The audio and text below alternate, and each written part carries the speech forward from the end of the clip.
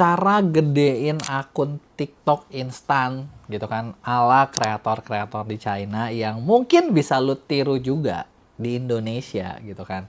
Nah ini ada pertanyaan nih kan, kayak affiliate baru atau di China mereka ngapain sih biar gede? Ini pertanyaan yang menarik banget dan jujur ini gue juga tanyain gitu, gue sendiri juga kepo karena ternyata ya, jadi ini cerita ya kan, gue lagi di China nih seperti yang kalian tahu. Gue dari perusahaan gue, kita lagi ada kerjasama dengan TikTok gitu kan. Kita punya project di mana kita bawa kreator-kreator ke China, belajar di sana, nge-live di sana, ngasilin GMV di sana. Hasilnya gimana kok? Hasilnya jujur di luar ekspektasi gue sendiri, karena kayak gue ngelihat gitu ya, kayak kreator-kreator yang gue bawa ini kan, gue ada yang potensial, ada yang memang udah produktif gitu kan. Dan gue kaget kayak, gila, mereka dalam berapa hari mereka sendiri breakthrough limitnya mereka gitu loh. Jadi kayak contoh salah satu kreator gue ya, mentok sehari ini mereka tuh paling dapat terbesarnya mereka 100 juta, kategorinya beauty ya. Beauty itu kan ya lu tahu ya, lebih susah tapi ya komisinya gede gitu kan. Nah, di China nih, hari kedua dia break 10.000 US dollar. 10.000 US dollar itu lu hitung dah berapa? 170 juta. Hari ketiga kemarin dia break 15.000 US dollar. Kemarin banget tengah malam 19.000 US dollar. Gila, kayak udah main apa ya? Udah kayak lagi main ular tangga gitu kan, naik terus gitu kan. Ini belum 11 belum 12 gua kagak tahu limitnya bakal jadi berapa. Jadi ya secara hasil ini di luar ekspektasi, ini seru banget, hasilnya gede gitu kan. Dan ini juga pertanyaan gue nanya kan, kayak di sini berapa lama sih? Dan lo tau gak sih fun fact-nya di sini itu tuh mereka tuh bisa ngorbitin kreator cuma 3 bulan doang. 3 bulan jadi gede akunnya, ngasilin GMV yang besar. Wow, fantastik, bener nggak? Apakah ini cara bisa buat seller doang, buat kreator doang? Nggak juga, sebenarnya seller pun bisa cobain cara ini gitu ya. Nah, caranya kayak gimana? Sebelum gue mulai, buat kalian yang baru nonton, jangan lupa buat klik tombol subscribe-nya dan aktifin lonceng notifikasinya ya. Yuk kita mulai. Jadi gini, kalau kreator baru di sini mereka mau ngapain? Yang pertama biasanya kalau gue tanya ya, jadi ini gue dapat POV ini, gue dapat info ini dari para, selain dari TikToknya, selain dari Douyin yang di sini ByteDance kan, tim ByteDance, gue pun dapat dari teman-teman, bos-bos dari agensi yang ada di China, agensi kreator yang ada di China. Jadi kalau misalnya di Indonesia banyak kreator tuh pengen coba berjuang sendiri, bener nggak? Bener ya kan, kita kayak ya udah nyobain sendiri deh semuanya gitu kan.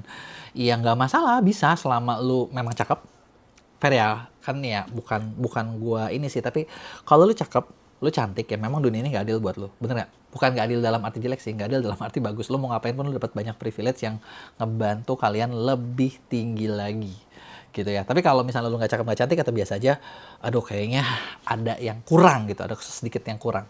Terus yang berikutnya adalah kalau nggak ya mungkin dalam tanda kutip ya, lu mau aneh-aneh, didandanin seaneh-aneh mungkin. Gue nemu kayak beberapa IP itu akun ya, maksudnya intellectual property di China, yang mereka tuh IP-nya bener-bener unik banget gitu kan. Jadi kayak aslinya sih lumayan cakep loh orangnya, tapi ya mungkin dia nggak nyampe standar dewa-dewi kecantikan di China, tapi ya akhirnya didandanin aneh-aneh gitu kan. Jadi jelek, jadi unik. Itu juga naik gitu kan. Tapi kalau nggak, ya so-so lah gitu kan. Jarang lah yang bisa bener-bener bagus banget, jarang. Itu yang pertama. Nah, yang kedua, nah maka dari itu, dan para dewa-dewi ini pun mereka tuh masuk biasanya langsung lari ke agency. Kenapa? Karena agency satu punya resource gitu ya. Jadi di sini daripada lo bikin sendiri, di agency itu bisa dibantuin bener-bener mulai dari bikin kontennya, mulai dari nge-live-nya, mulai dari dealing produknya, mulai dari apanya. Makanya si kreator tuh kadang cuma bener-bener pasang modal, gua modal badan doang deh gitu kan. Modal badan bukan dalam arti negatif ya, maksudnya yaudah deh gue tampil depan kamera, gue siap action, gue siap di-tag, gue siap segala macam, selesai. Itu doang. Itu langkah pertama yang biasanya mereka lakuin. Jadi mereka jarang banget yang bikin sendiri gitu kan, karena kalau bikin sendiri ya tadi. Nah terus kalau buat seller gimana? Same. Seller, pertama, kalau lu pengen cuman jual produk dan produk lu doang, lu bakal lu bakal nabrak banyak tembok. Kenapa gue bilang lu bakal nabrak banyak tembok yang gue lihat sekarang gitu ya? Oke, sekarang gini, katakanlah gue punya jual produk, gue bikin produk sendiri gitu kan, gue jualan, dan semua traffic gue adalah produk gue doang, nggak ada produk orang lain ya kan. Nah artinya gue sebagai pemiliknya, pemilik akun, sebagai pemilik produk, berarti semua modal itu harus gue yang keluarin. Dan ternyata fun fact-nya adalah lu buat rame, lu buat terkenal, lu buat viral, lu buat laku, itu butuh duit gitu kan. Kalau lu ngomong oke, bisa lah gue modal kreativitas, bisa, tapi kreativitas lu harus bener-bener super duper kreatif. Itu satu. Dan kedua, nilai traffic buat dapetin perhatian, apalagi kalau di China nih, itu mereka tuh udah makin mahal banget. Jadi kalau misalnya lu bikin konten lu bagus, tapi ya lu nggak bener-bener super bagus yang mungkin 0,01%, lu nggak akan FYP secara alami. Di sini kejadian udah seperti itu. Di Indonesia gimana? Ya mirip-mirip kan. Bener nggak sih?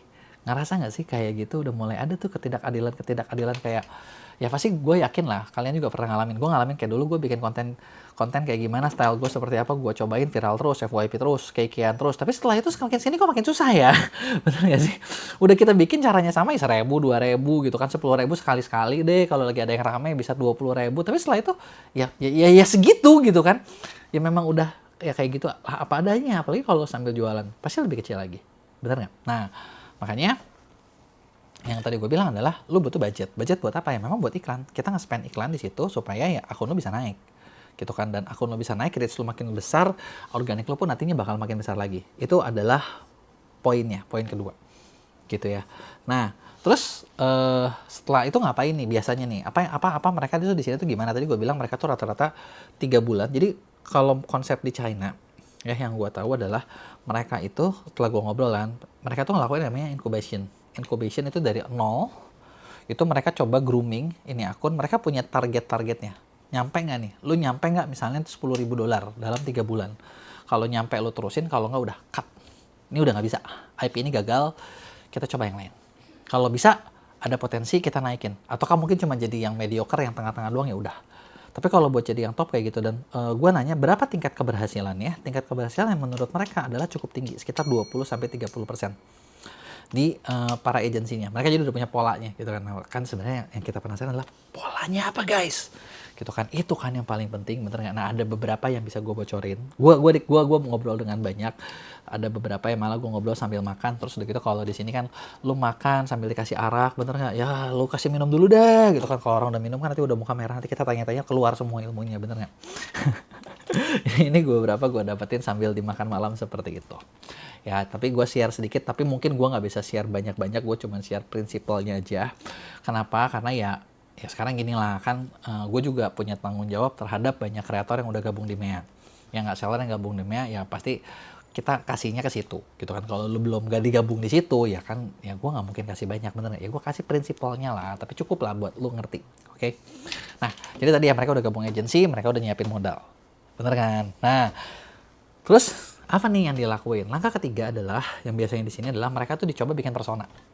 Personanya ada nggak gitu loh. Jadi mereka tuh agak saklek banget dalam menyortir kreator. Ini ada personanya nggak? Kira-kira cewek imut lah, cewek lucu lah kalau cewek ya, kalau kategori beauty ya. Atau kayak gimana gitu kan. Nah semakin ada personanya, mereka tuh bakal semakin mudah buat dicoba dibentuk. Tapi kalau nggak ada personanya, misalnya kayak stylenya tuh ya, dia benar-benar standar banget gitu kan, biasa banget, agak susah. Makanya kalau lo perhatiin sebenarnya detox udah mulai kejadian. Jadi banyak kayak orang itu ketika bikin akun itu ada kayak misalnya karakternya apa gitu kan. Nah karakter ini bakal ngebantu buat kalian jualan. Oke? Nah jadi itu dia tadi. Mulai bikin ada personanya, mulai bikin ada karakternya. Nah, setelah itu ngapain? Yang pasti gini, mereka bikin konten cukup banyak, dan si tim agency pun ngebantu ngeditin kontennya, sambil ngelihat dari data. Jadi mereka tuh benar-benar main data. Contoh gini, katakanlah dalam 1 bulan kita post 100 video.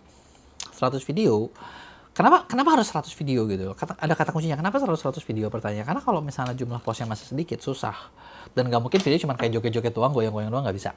Memang udah ada konsepnya, kita lagi mau jual apa nih gitu kan. Jadi kayak ada kontennya dibawa ke kastil lah, ke pantai lah, kemana lah. Mereka udah levelnya udah jauh lebih tinggi. Jadi memang satu video tuh effort gitu kan. Nah jadi dibuat di editing ininya, nah di post, terus analisa datanya.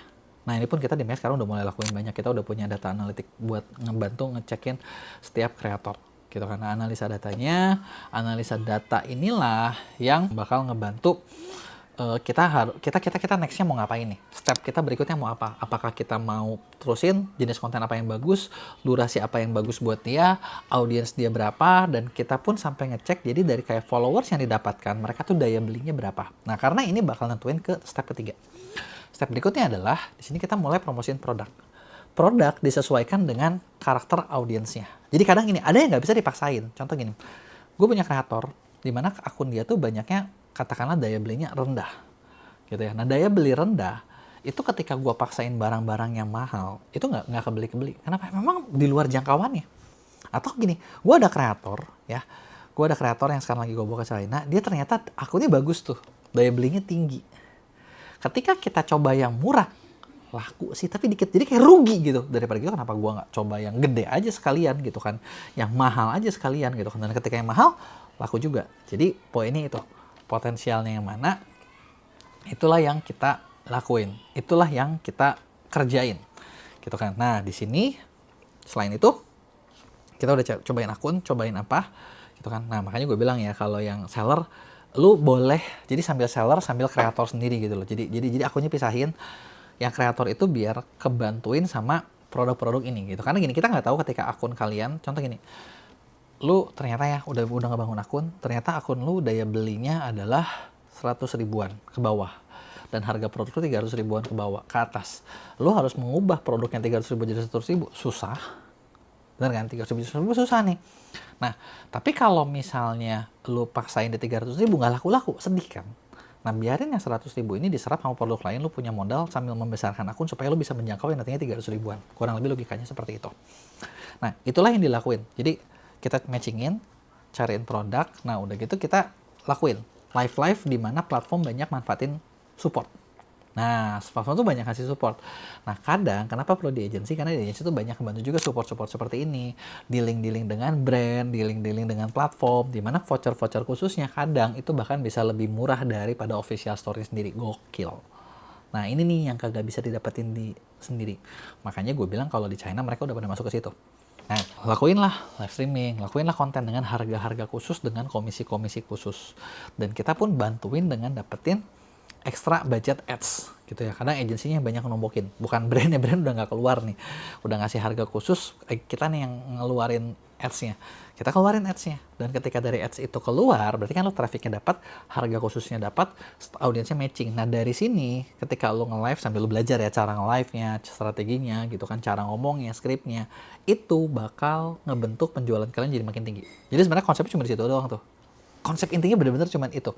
Dan nah ada jam-jam khusus di mana platform pun ngasih ekstra commission. Nah, jam-jam khusus itulah yang kalian manfaatin, jangan sampai dilewatin.